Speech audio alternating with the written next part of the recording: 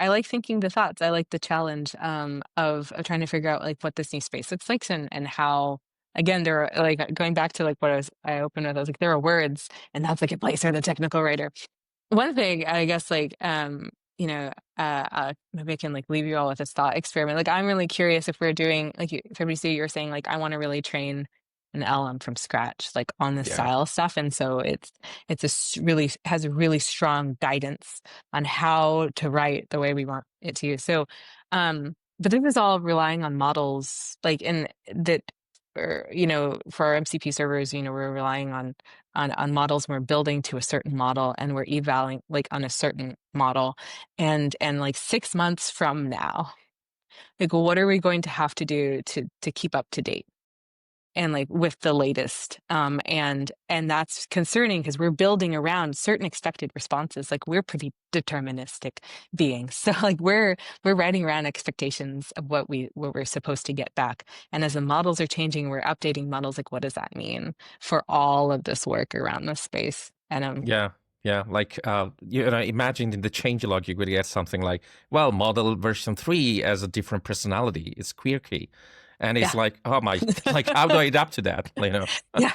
Yeah, exactly. And it's like verbosity or like how it is going to change, and just, I mean, all of the questions that come along with using different models. And then do we allow people to select their models? What happens with those models are changing? And that, I think, I haven't seen anybody writing on that about like how that's going to affect these things. We're barely like, I don't know, keeping up to speed with the changes in the MCP space. And like, okay, then what's next?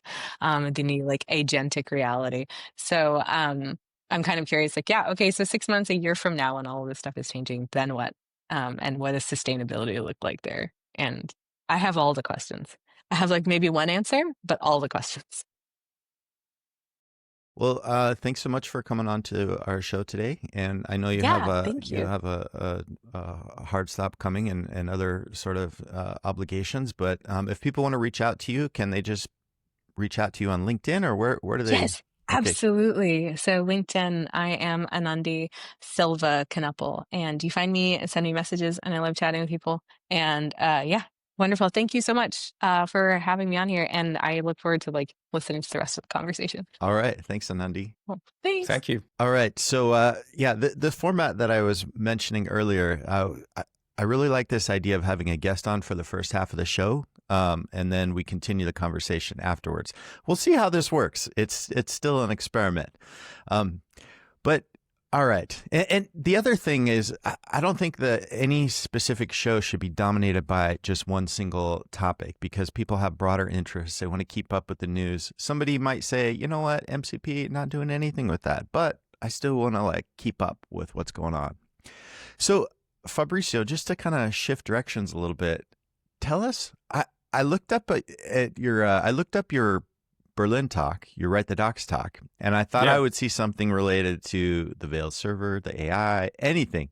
Instead, it's Failing Well, a practical guide to growth for technical Yeah. writers. Nothing on the surface to do with AI. So, why are you focusing on this? Well, it's that's a good question actually. I mean, there's always a dimension of tinkering, a dimension of tooling, and I love that. I love that. But I felt like that, um, you know, we are going through a time, tech writers everywhere, that it feels like full of uncertainty.